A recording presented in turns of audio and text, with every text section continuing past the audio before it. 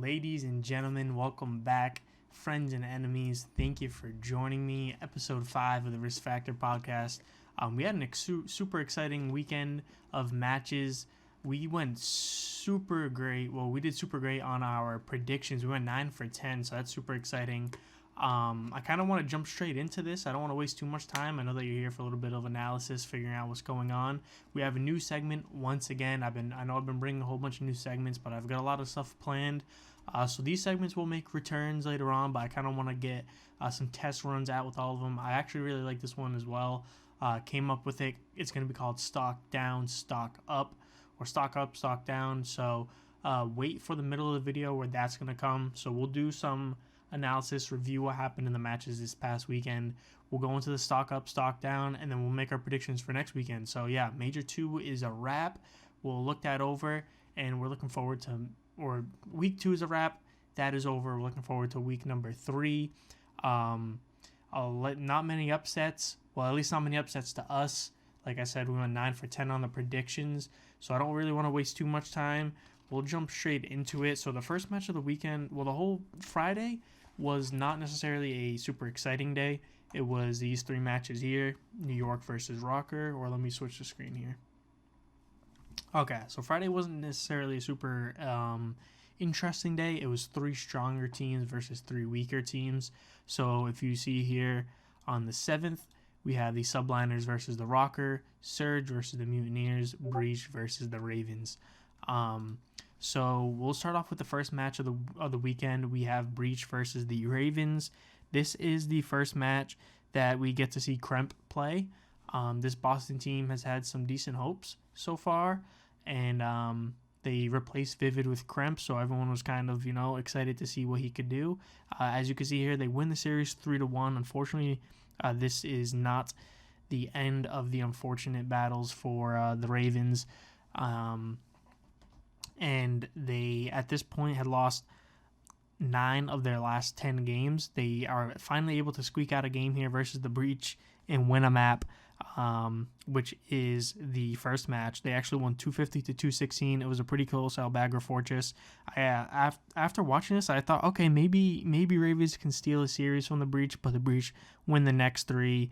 LSC Low, Search and Destroy, Hotel Control, Mercado, Hardpoint. They win 6-3, 3-1. 250-194. Finally get to see a little bit more consistency out of Asen. Even though he did lose 1-3, he kind of held his own all series long. As you see here, he's the only person on his team that is positive throughout the series. He has a 1.07. Scraps had an insane map 1. I feel like that was kind of the reason why they were able to actually win it. He goes positive 10, 35, and 25. But the next 3 maps was pretty unfortunate for him, going 2-7 in the Surge, 10-18 in the Control, 17-21 in the Hardpoint. So that's the reason why he still ended up negative. But map 1, he did go very, very big on Albagra, 35-25. And then, as you can see here, Awakening had a monster series, 1.41 on the series. Great to see that from the kid. We already know that he really is probably the second star on this team. We were thinking it could be Beans after his first stage, but he kind of falls off a little bit here going into stage number 4. And we know that Awakening can be an all-star caliber player, so to see him popping off like this, it is against the Ravens. Definitely the worst team right now in the league, so take that with a grain of salt. But yeah, and like I said, Kremp's first series gets a 0.96. He only goes -3 on the series. He has great damage, nearly 10k damage, so he gets the dub. He does his job. And yeah, that's really it from the Breach London match. Kind of a snooze fest after map 1. And they win 3-1. Second match, Florida versus Surge, another team that has been struggling recently. Surge has actually been looking pretty good. So, as expected, another 3-1. This is the first match that we get to see Vickle back in the starting roster, though. Havoc had to take a step down for personal reasons. I actually haven't heard what those reasons are yet, so I'm hoping everything's okay with him or with his family. I'm hoping that he can come back soon, though. Vickle does belong in the league as well. He's a great player. Just they were probably short on practice since it seemed to be a short notice. And Fellow, to kind of jump into it, as you see here, Fellow, the only person positive on his squad this series. He gets a ton of damage, so he was really the only player that was kind of holding his own here. Accuracy has a big series here, going positive 15, 1.21 on the series. He's been having a great stage so far. And the only map that the Mutineers were able to steal was the S&D, and they actually won that 6-1 pretty convincingly. So Mutineers, they have been a pretty decent S&D team, so there is that to hold on to, but their respawns have been poor, extremely poor.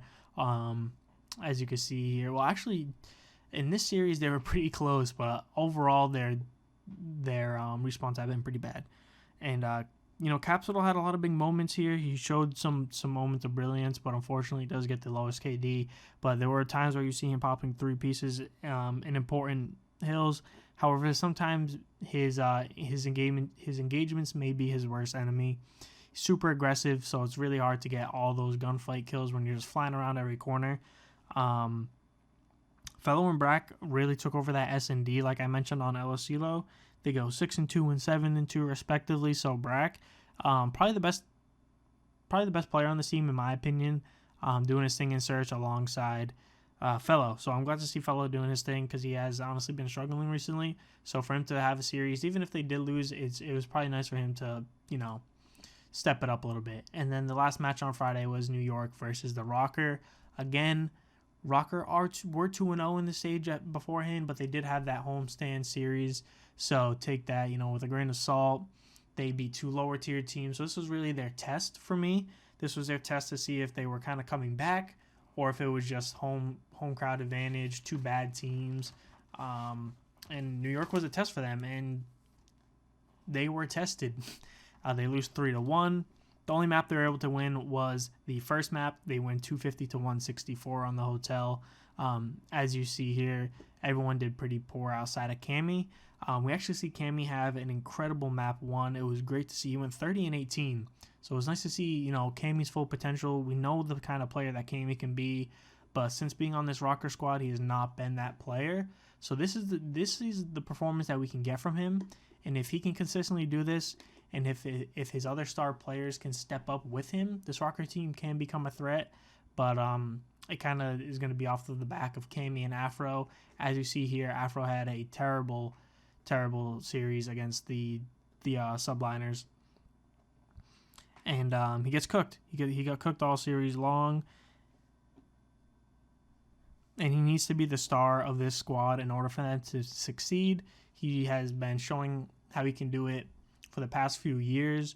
That's what they're expecting from him. So for him to drop a .71 is unfortunate, and it has kind of been, the story of him recently, not doing what he should be. He went from a star to kind of like a mid-tier player, so he needs to become a star again, just like the way that Cammy had a pop-off performance, which has not been Cammy's recent performances. Of course, this Minnesota Rocker team has not been doing too good, but if Afro and Cammy can get on the same page, start doing really good, they could be a decent team. I don't really see them ever contending for a championship, but at least be, contending not for last place. After all, they are holding on to this 8th seed. They have a little bit of a lead here on Vegas. They have a 20-point lead. So if they want to hold on to that spot, they're going to have to start winning some matches, or not, Vegas is going to catch up to them. So yeah, that was Friday, 3-3-1s. It was a pretty quick day, quick and easy. No map 5s, unfortunately. But it's kind of as expected, 3 lower tier teams versus 3 higher tier teams, or at least 3 mid-tier teams. And then day 2, we get to see the Ravens versus Legion. This is the first upset. This is the only match of the weekend that we predicted wrong. So we had Legion winning 3-1. We had just watched Legion beat Boston. We had just watched Legion beats...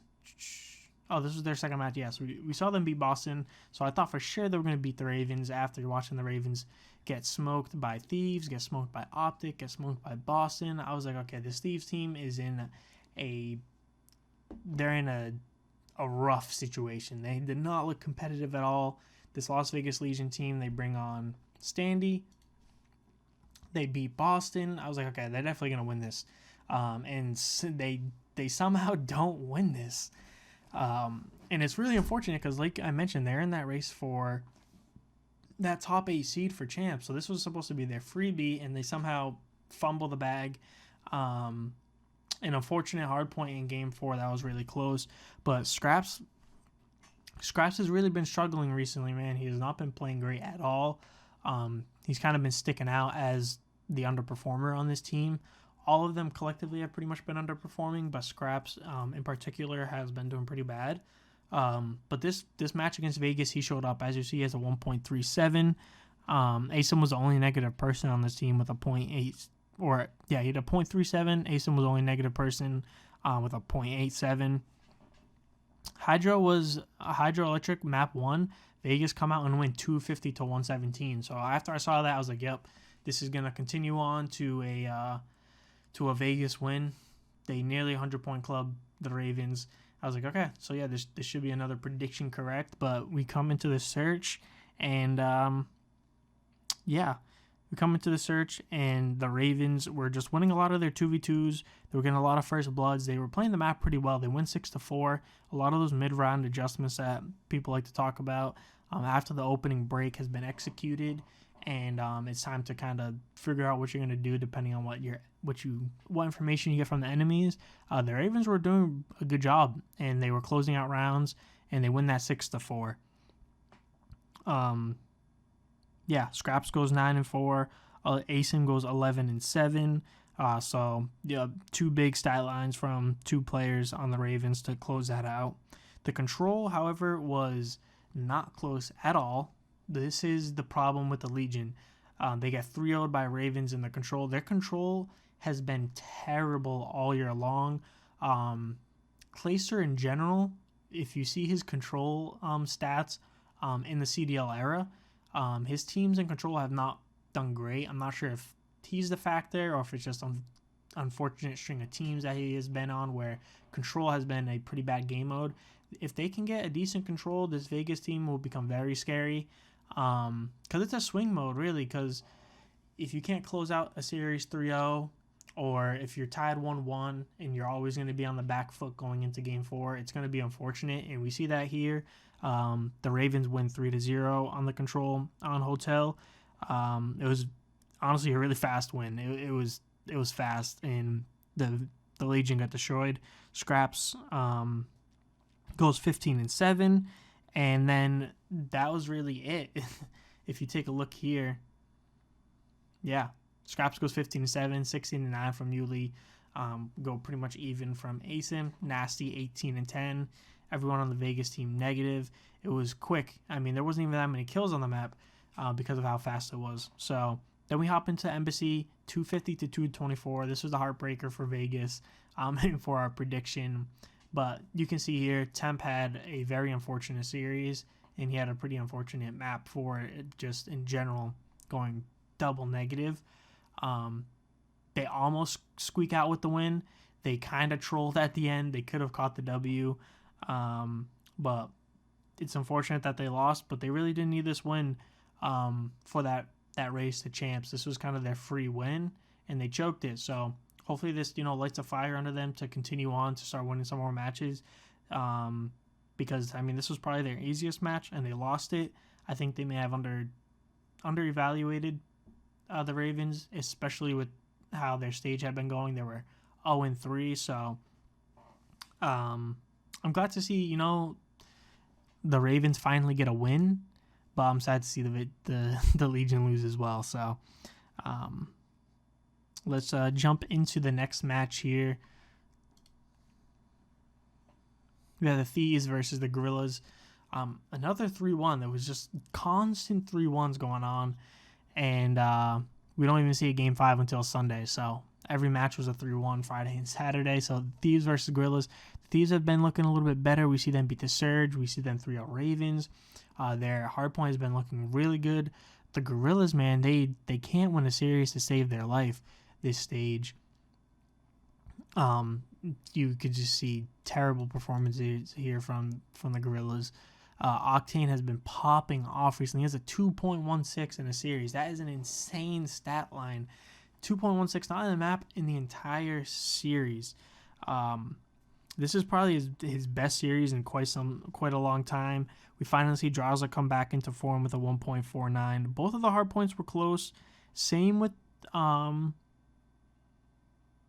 Both the hard points were close.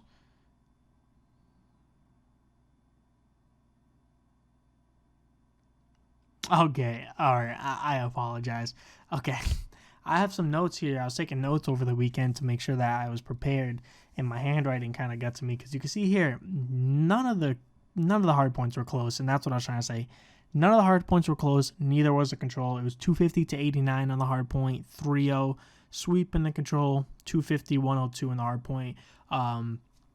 The Thieves, man, they have looked like a very good respawn team. It's just this search and destroy. If they can figure out that search and destroy, they're going to become a serious contender, maybe even a favorite. But yeah, you can see here the only map that the Guerrillas were able to win was a 6-4 on the fortress control, the fortress search and destroy.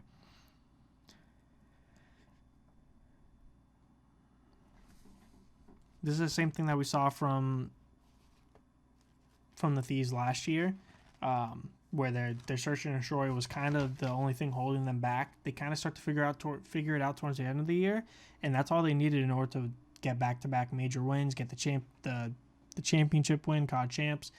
So if this Thieves team can do this again and kind of figure out that search and destroy, like I said, they're going to become a really scary team. This match coming up now was Optic versus Subliners. This was the first match that I thought was going to be pretty close, because we start to see the Subliners do some serious damage. We watched them 3-0 rocker, which we expected, but the unexpected one was at the beginning of this qualifiers with a 3-2 Atlanta FaZe. So I started to think that this Subliners team was kind of coming into Major 1 form, where they won the tournament, and you had your submachine guns popping off, and that kind of is the case. They are starting to look a lot better than they were. Again, last major, they get dead last. The major before that, they get 8th place. So the Subliners team is starting to come back into form. I thought they were going to give Optic a run for their money. They slightly did. It was a 3-1. However, Optic has been looking unstoppable. And the first map was not close, 250 to 92. Kismet was very lackluster in these respawns. But he did pretty well in the search. He did go 10-5 in the search and destroy. And Mercado was not close at all. After 3 hills, Optic ran away with the win. It was pretty close. It was like 80 to 80. And then all of a sudden, Optic jumped and did not allow New York to score any points. And they ended up winning the game 250 to 92. They strung like 3 or 4 hard points together, where they held pretty much all 60 seconds. And then they just ran away with the win. This Optic team looks like the best hardpoint team in the game, and I think they're showing it. They're winning a large majority of their hardpoints, and this was just another example of that. They then going into a search and destroy, as you see here, I mentioned it already. Kismet had a really great search and destroy. He goes 10-5. They ended up squeaking that one out 6-4. This was a super trolly map. We were seeing crazy spots from Kismet where he pops an ace in the kitchen and kills all 4 of us in a crazy fashion. He gets a 3-piece, snakes the counter, gets the 4th kill. We saw Shotzi doing some strange stuff, trying to get into some weird spots, getting caught out, messing up his movement. It was just super trolly, but it was kind of fun to watch. But that was the map that New York was able to squeak away from us. And there was a lot of blunders from both sides of the map, from both teams. And going into the Asilo control, Optic really locked them up in this. It was 3-1. It's nice to see Optic getting pretty good at Asilo, because now that Expo is in, they haven't had a lot of time, or they haven't had a lot of matches on it. So to see them starting to win some more controls is good, because that's what they need. They need to get their control game up a little bit. So going into map 4, this was a really close match. Hydro was back and forth all the way. New York actually had a chance to down the stretch to close out the game, but Optic made some really important plays. Shotzi went huge this map. He was honestly probably the only reason that they won this map.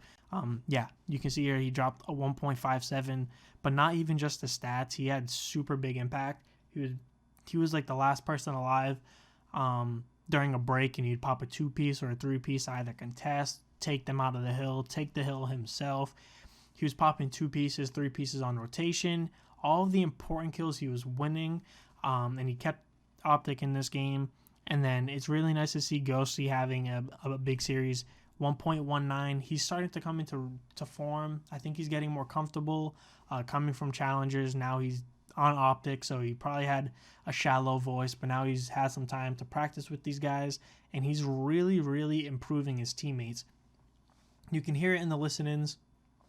His communication's great, and it's really allowing people, like, honestly, all of his teammates to do the slaying that they need to. And you even see here, Ghosty's starting to do a lot of the slaying himself against a team like New York, who has been looking pretty good recently. So I'm glad that Ghosty's really picking up the pace. They get second place at the last major. So far this qualifiers, they look like the best team. They're the only undefeated team thus far. So yeah, Ghosty's really improving this Optic team, man. Shotzi's coming into that MVP form, and it's allowing Hook and Dashy to do the things that they have to do, and they're looking really scary. So yeah, they close out that last Hydroelectric 250 to 212. Like I said, Sublioners almost won that, but Optic, Shotzi takes that away from him and closes it on himself. This was a big match. We're going to move into Sunday now. Or I'm sorry, the last match is Saturday. We have FaZe versus Ultra. At this point, Ultra are 0-2 in the qualifiers. FaZe are 1-1. Two of the best teams in the game, man. Two undisputed top 3 teams in the game. At the time, this is kind of what we thought. Ultra just came off of that win. FaZe has always been a top 3 team in the CDL era. They'll always probably be a top 3 team as long as that trio of Celium, Simp, and Ibizi stick together. And it was a Hotel Asilo Mercado series. Toronto came out and won the first map 250 to 143. So it was starting to look like Toronto was going to come back into form. They had just lost two games. They really needed to win this series for their winners bracket, chances to be strong. You do not want to go 0-3 because you have to win both your matches, and even then you're not guaranteed winners even if you go 2-3. So this was the big match that Toronto had to win. And they won map 1 by over 100 points, 250 to 143, and Scrap was the only person positive on this map 1. So that was kind of the problem. The rest of Ultra were falling behind, and they were still able to get the win. So that's how he went 31-18. He was carrying this team to a convincing lead, and they closed out the map. Going into the Search and Destroy, though, which both these teams have probably been the best Search and Destroy teams as of last major. We saw Atlanta go on that crazy Search and Destroy streak, and Toronto was the team to actually break it. So no surprise that this Search and Destroy went into a game or a round 11, and it's actually FaZe that comes out with the win, even despite the stats here, where you see Insight going 9-5, Scrappy 10-7, Kleenex 9-8. FaZe still get the win. So I forget who it was on FaZe. I believe it was who was it? It might have been Celium who got a 1v2 Ninja Defuse. So yeah, I'm not sure if it was just nerves. Not that Toronto is a team to get nerves at this point, especially coming off of a win, but granted their situation where they're 0-2, they're going up against FaZe, who they know is a strong opponent. Going into round 11, they ended up, losing that one, and FaZe comes out with the win, tying the series 1-1. Slasher, jumping back to map 1, Slasher had a pretty lackluster map 1. He went 10-20. He was a big reason why they got smoked on that hard point. But Simp, man, he was making a lot of big plays map 2, and he was a big reason. Yeah, he's the only player positive on FaZe, 10-7, 1.43 KD on that Search and Destroy. So he was a big reason why they were able to win that. Jumping into the Asilo Control, once again, Scrap was the only player positive on this team. That was kind of the story all series long. Scrap has been looking like a strong player in the league, top 3, top 5, something like that.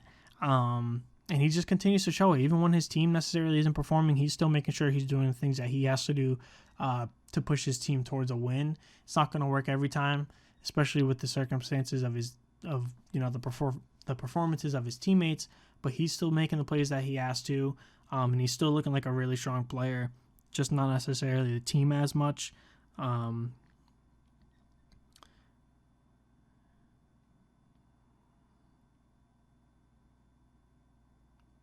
Yeah, and then you looking at my notes here, Celium had a really big control, goes 22-14, 1.57 KD. FaZe wins that. Now they're up 2-1. That map was a little bit more convincing than the search. And then last map, Scrap, only person even. The rest of his teammates again are negative. Celium, back-to-back huge maps, goes 22-12, positive 10, and the hard point, and they close out the series 3-1, bringing FaZe to a 2-1 stage start, and bringing Ultra to a 0-3 stage start. Scary sights for Ultra, going 0-3, coming off of the major win. We haven't seen anything like that since like the Gorillas in Vanguard, which was not the same situation at all, because the Gorillas didn't look like a great team going into that tournament, where the Ultra did look like a great team going into the tournament. So, yeah, FaZe, get that important win over Ultra. I'm not sure if that was FaZe. Well, the debate is like, is that FaZe playing really well? Is that Ultra playing bad? So FaZe kind of had a free win. I think it's both. I think FaZe played pretty well, and I think Ultra played pretty poor. So with those two things combined, FaZe is destined to get that win. Then going into Sunday, 3 more matches. We have the Gorillas versus Vegas Legion.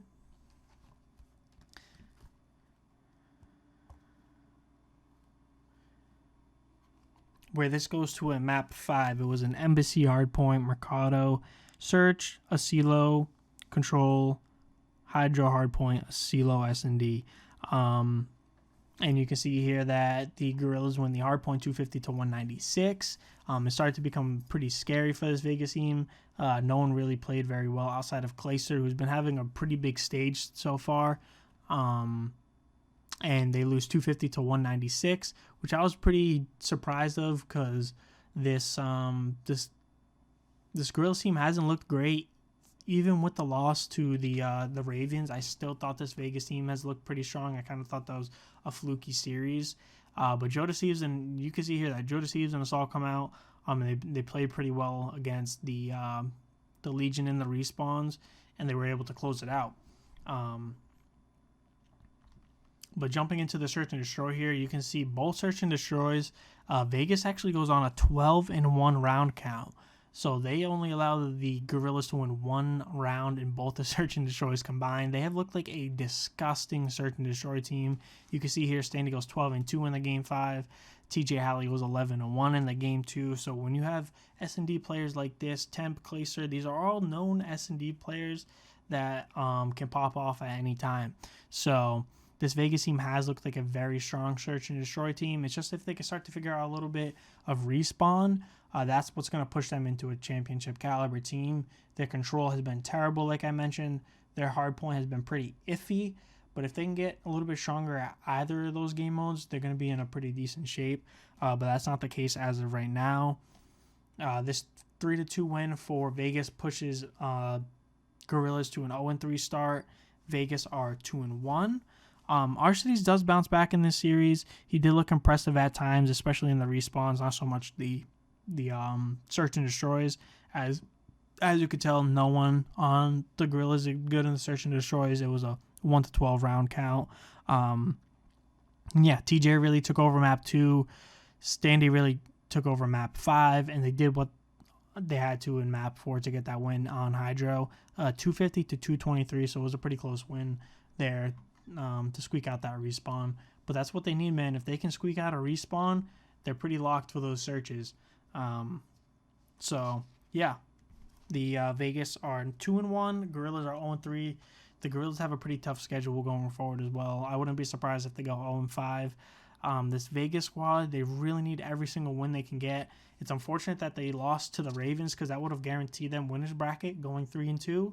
But now that just means that they have to win a map or a match going into next weekend to ensure a winner's bracket. They got 2 more matches. As long as they win 1, they'll be in winner's bracket, and that's going to be good for them. They haven't done that, I'm pretty sure, ever been in winner's bracket going into a major, so this would be a franchise first, and it's also going to be a first for this squad where it gives them a chance to, have an off series, bounce back in loser's bracket if they need it, and maybe make a run. So going into the last 2 matches, we have Ultra versus Mutineers. Mutineers, another probably bottom 3 team in the league right now. Like we mentioned, we see Vic will come in for Havoc. The Mutineers have not looked good really at all. This pushes them to 0-4 in the qualifiers. They lose to Rocker, they lose to Surge, they lose to FaZe, and then they go on to lose to Ultra. Ultra finally come out, win a series, so they are not being shut down completely. They're 1-3. They have 1 more series to go. They have to win this next series.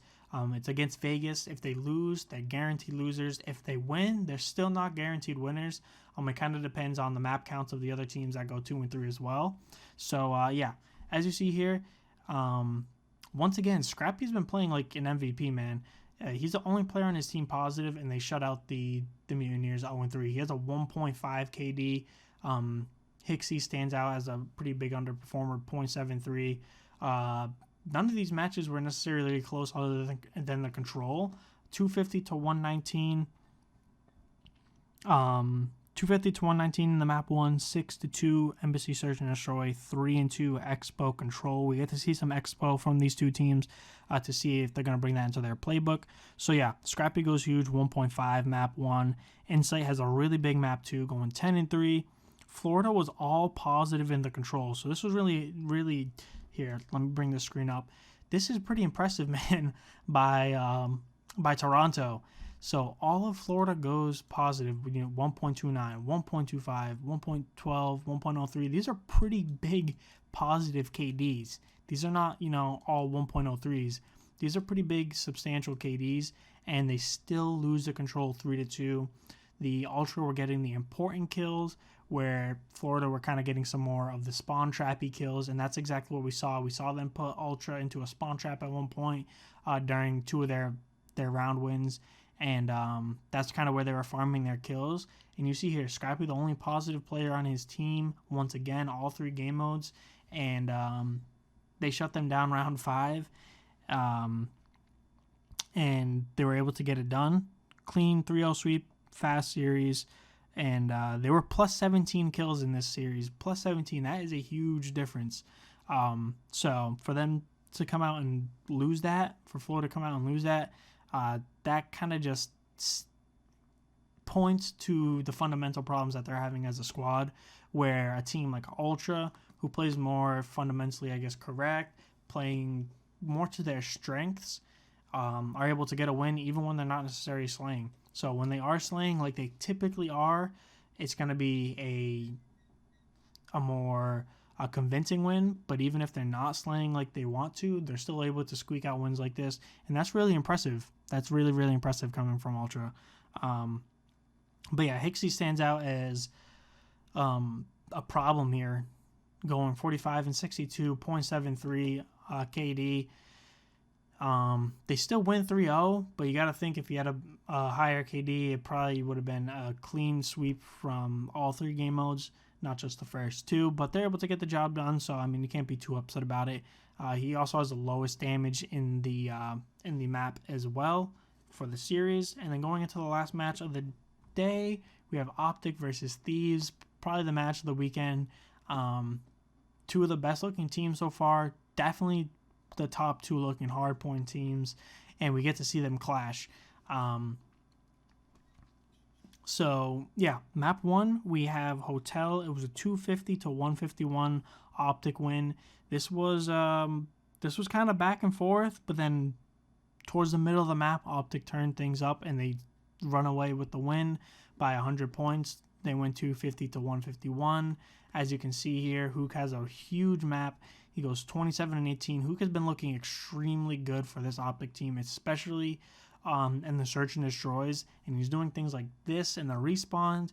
He's turned from a player that was dropped for free from LEG into honestly an all-star caliber player. He has been extremely well in all game modes, but especially in the search and destroys. I can't say enough. He was the MVP of the series.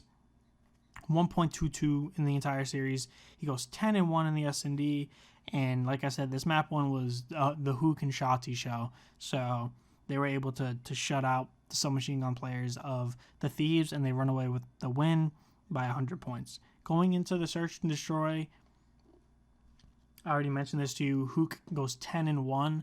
He has a massive search and destroy fucking game, and they shut down Octane and Envoy completely, putting them both to 2-7.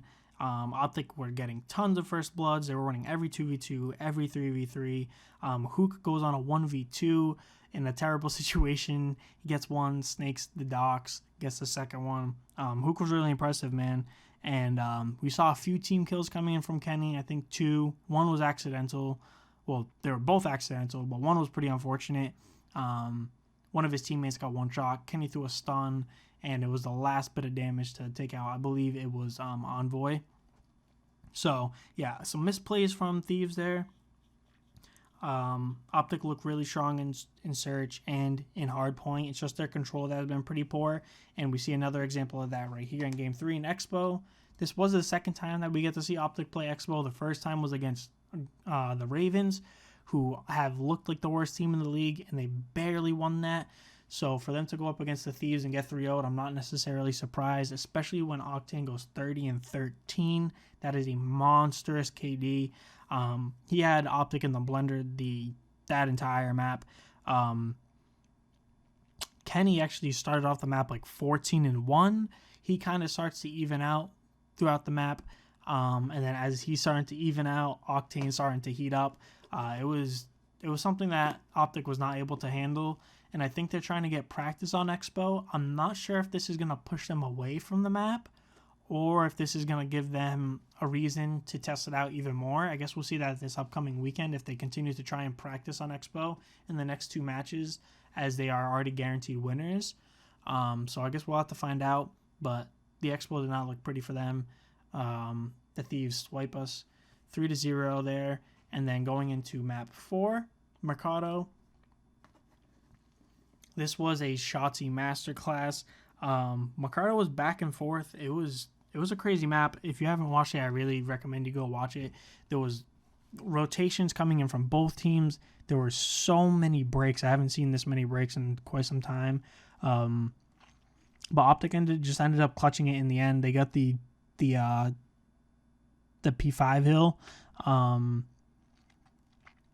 They got the P5 hill break where it looked like Thieves might run away with it, but they were able to break it. Then they chain into the next hill, and they ended up squeaking it out at the end. It was a super exciting map. A lot of engagements. Shotzi goes 29-23, and they close out the game. So they win the series 3-1. That means Optic are 3-0. They have Boston and LAG next. So I honestly expect Optic to go 5-0 here. Boston, is pretty iffy, but Optic is still the favorites. And then LAT are 3-1, and they have Rocker next. So I expect them to win that, go 4-1. You might be looking at your number 1 and number 2 seed right here. Optic and Thieves, they both look like really strong teams. And I'm excited to see what they can do at the major, man. So, yeah, that wraps up, our analysis from this past weekend. Yeah, that was a lot of matches. And we did great in our predictions. We went 9 for 10. Every single series we predicted correctly except the Ravens Legion series. And I'm so pissed about that one because that was not the series that I thought was going to be our upset. If anything, I thought it would be this Optic Thieves squad, or maybe this FaZe Toronto match. Even Subliners Rocker, I kind of thought maybe could have been, our upset for our predictions, but no, it was the Ravens Legion, man. Legion just came out super poor. But let's jump into this new bit for our show called Stock Up, Stock Down. Here we go. So this is what it's going to look like. It's going to be 4 players that have been performing have been underperforming. And you can see here, Hixie, Slasher, Scraps, Assaults. Stock down. This is your stock down team of the week. Yeah, Hixie, Slasher, Scraps, Assault, man. So I guess some notes here that I want to share with you, because yeah, these are players that we know can play better, but they have been playing pretty poor, especially compared to last stage. And if they are to step it up, it's going to be a big reason for why these teams can start doing better than they are right now. So yeah, Hixie, he went from winning his first major tournament to being in last place in personal performance of all active players in stage 4. So right now he currently has a .79 this stage. That is the lowest KD in the league of all active players. The only person lower than him is Havoc, and I believe it's only by like .01, and Havoc's not on his starting roster right now. They're 1-3, and I mean, it's pivotal for him to step up his game, man. He looked like a really great player at the major, and I feel like he was a big piece to the reason why they were able to come home with the trophy. So for him to be playing like this, it's pretty shocking. I have him on my fantasy team. I had a lot of high hopes for Hixie. He seemed like a really smart player, but in order for them to have a chance at making winners bracket, in order for them to have a chance at the tournament, he's going to have to turn his major around, start picking it up. I think he can do it, but so far through 4 games, he's been playing pretty poor, and I think it's a big reason why they are currently down 1-3 in their qualifiers. Slasher, he may have had some over performances in his last major. He had a super strong search and destroy KD last major.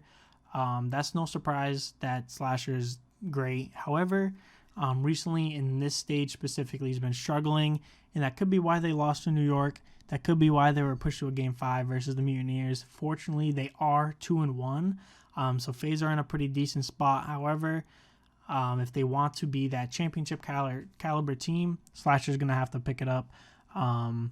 He's in the bottom 10 for KD so far, where last online qualifiers he was in the top 10 KDs. So he's currently bottom 10 KDs, where last time he was top 10. So with some better performances, you think that they could be 3-0, kind of like Optic, but instead they're 2-1 right now. I think Slasher can turn it around. He's really going to have to in order for FaZe to look like that number 1 team, like we know that they can be. Then Scraps, man, this one's tough, right? This Ravens team has not looked good all year long. This Ravens team has continued to look really bad. This qualifiers, they're 1-3. Stage 3 qualifiers, Scraps had a 1.09, and they were even able to beat Toronto Ultra in their last match, who went on to win the tournament. So they showed some life. They were looking competitive. They weren't necessarily closing out the series, but they were looking like they could win games, win series, where now not the case. And if you notice, he had a 1.09 last qualifiers, where this qualifiers, he has a 0.87. So that's over a 0.3 KD performance dip. That's a huge dip, and it's a big reason why this already weak London team is looking even weaker. They're really going to need Scraps to be like normal Scraps, like we know he can be, like that 1.09 Scraps, for them to start looking competitive again. And for this Ravens to start winning some games, winning some series. Then going into our last player of the stock down team is Assault. This LAG team has also looked extremely poor, kind of like the Ravens team. He has a 0.81 KD, which is the second lowest of any player. So him and Hixie have the 2 lowest KDs currently. And this LAG team, they looked competitive last major. I honestly thought that this LAG team had I feel like they were not a team that you could count out, where now I feel like they're a team that you can count out. I feel like this LAG team was always looking competitive. They never really had a game mode to call their own, but last major, he had a 1.21 in S&D, he had a 1.32 in control, and now he has a 0.71 in S&D, a 0.84 in control. So that's about a 0.5. Yeah, it's about a 0.5 KD dip in S&D and control. That is extreme difference to go from 1.2 to 0.7 and 1.3 to 0.8. So that could be a big reason why LAG is 0-3 so far. It looks like they're going to go 0-5, maybe 1-4. Regardless, they don't really look like a scary team at all. And I think, this Assault dip in performance could be a big reason for that. And it's unfortunate with the way that the last major went for them, because now it really does seem like that them and the Ravens have fallen out of the champs race, and this could be demotivating to players. But it's unfortunate to see, because I want to see them succeed, especially for players like Scraps and Assault, who have been around for such a long time. Because although their teams may not be in the race or in a likely race for champs, they're kind of playing for their career, man. So I hope with new environments going into next season, even with some performances in the last major or two where they're playing really well, they can find themselves a team, and maybe with a new environment, they can start to play on a team that's gonna, win championships. So yeah, this is our stock down team of the week: Hixie, Slasher, Scraps, and Assault. And then of course we have our stock up squad right about here. Bang. So stock up squad. So these are 4 players who have been playing a lot better, who have been improving, who have been looking impressive. Just 4 players. We'll start off with an honorable mention. So I want to mention Octane for his recent performances. He's starting to become far more consistent than he was earlier in the year. We would see games where he has like a 2 KD, then we see games where he has a 0.5 KD, but so far throughout this qualifiers, he's been looking really consistent. He holds a 1.29 KD, where the last qualifiers he had a 0.99, so that's a 0.3 increase. That is a huge increase, and it's a big reason why the Thieves are continuously looking to be improving their respawns. They look like a really scary hardpoint team. Same with Control. They're 3-1. And they're looking to lock in possibly the top seed for the major, depending on if Optic lose a series or not. So yeah, this Thieves team is looking really good, and it could be because of the recent improvements from Octane. So yeah, shout out Octane. Just want to give him an honorable mention. But to get into our main 4 here, bam, we have Hook, Accuracy, Ghosty, and Kismet. So Hook, he has been a critical factor towards his Optics team success, with the team looking better ever since he joined.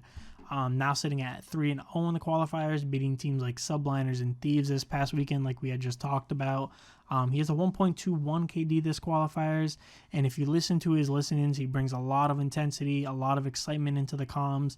And as I mentioned before, he has been a S&D specialist. He has a 2.33 KD in S&D this qualifiers. That is insane. He's pretty much good for 2.5 every life. We see him go 10-1 in the series against Thieves.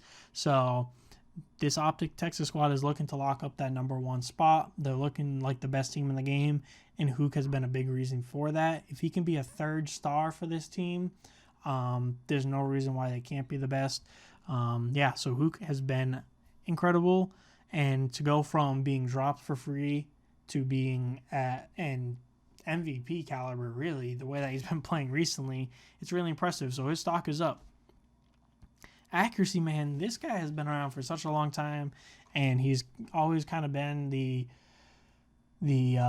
some people would say the supporting cast on his team, but he's been lights out this qualifiers, especially in both respawn modes. He has a 1.21 in hardpoint, a 1.41 in control. That is insane. Control KD. These are some of the best numbers that we've actually ever seen from him in his career, and it could be the factor to pushing this Seattle Surge team to win their first tournament of the year.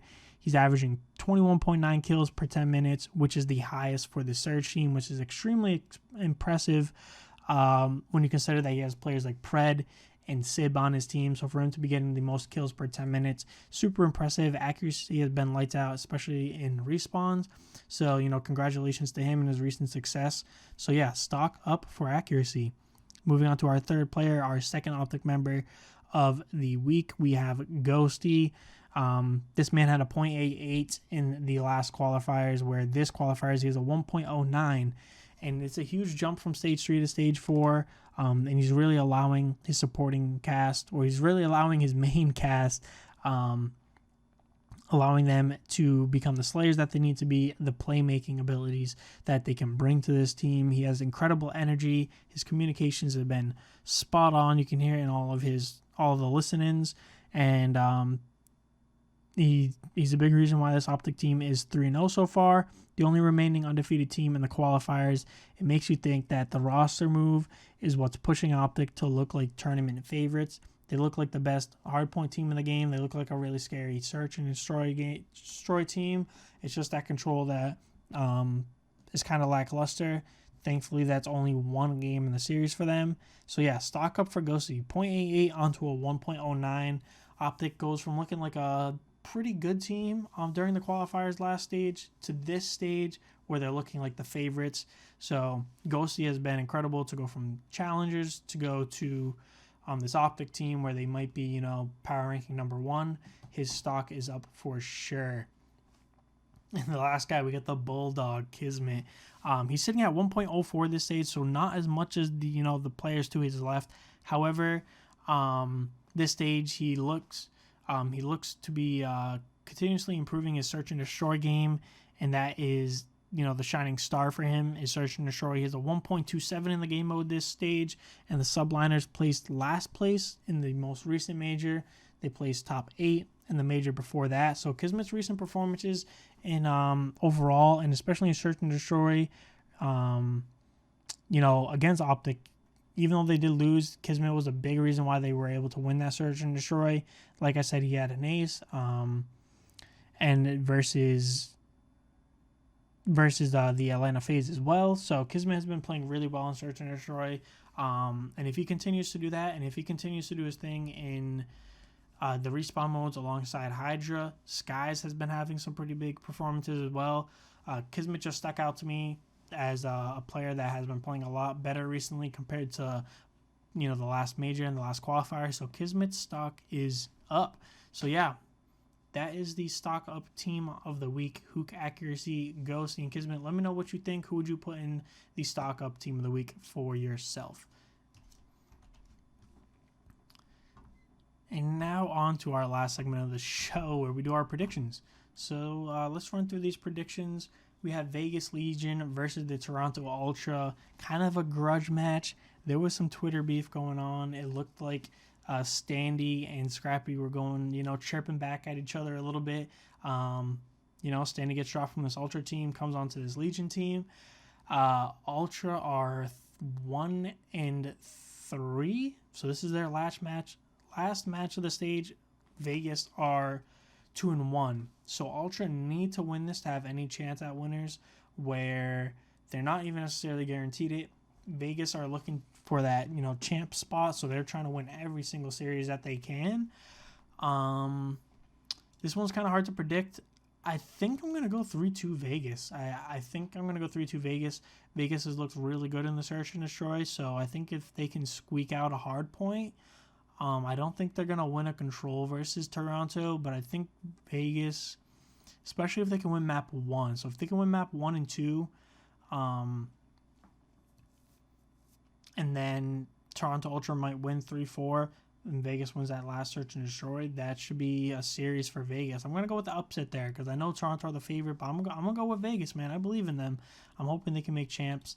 This next match should be a snooze fest. Should be a 3-0.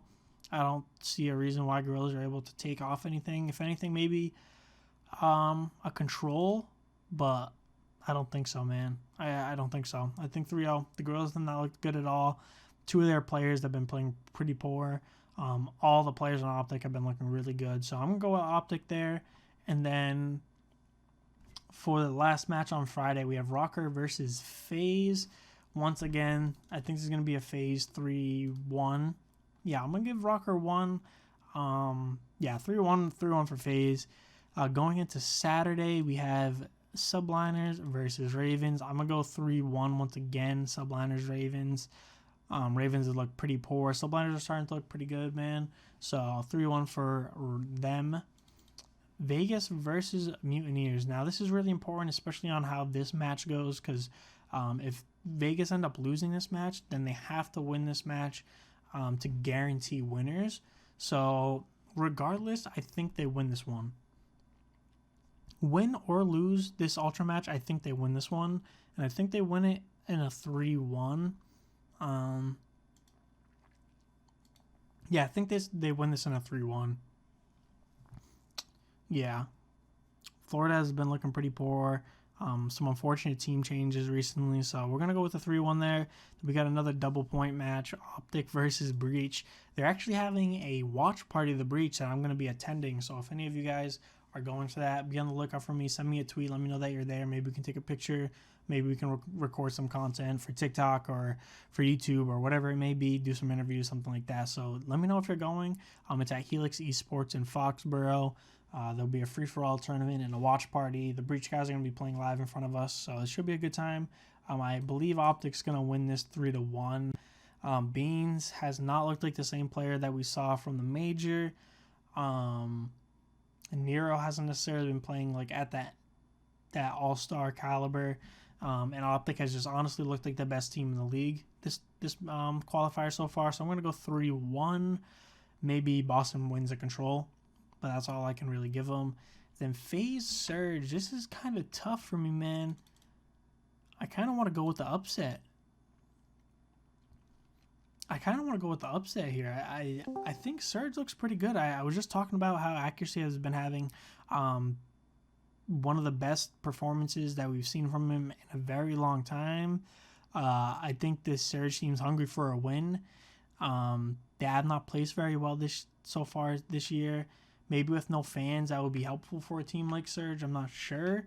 So, yeah, I'm going to go 3-2 Surge. I just got a feeling.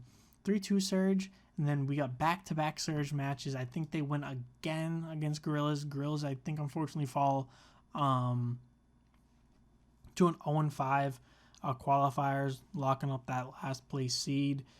They've been pretty poor recently. So, yeah, 3-1 Surge again. If they're going to be FaZe, they have to be Gorillas. So, I kind of got to put that there. Then we got Thieves versus Rocker. This is probably a 3-0. Maybe a 3-1 from Rocker. Yeah, we'll do 3-1. We'll do 3-1 for Thieves there. Thieves have looked like a fantastic team as well, even losing to Optic. It's just, their hardpoint may outclass theirs a little bit, but Thieves still look like a very, very strong team recently. So, I have to give that one to the Thieves.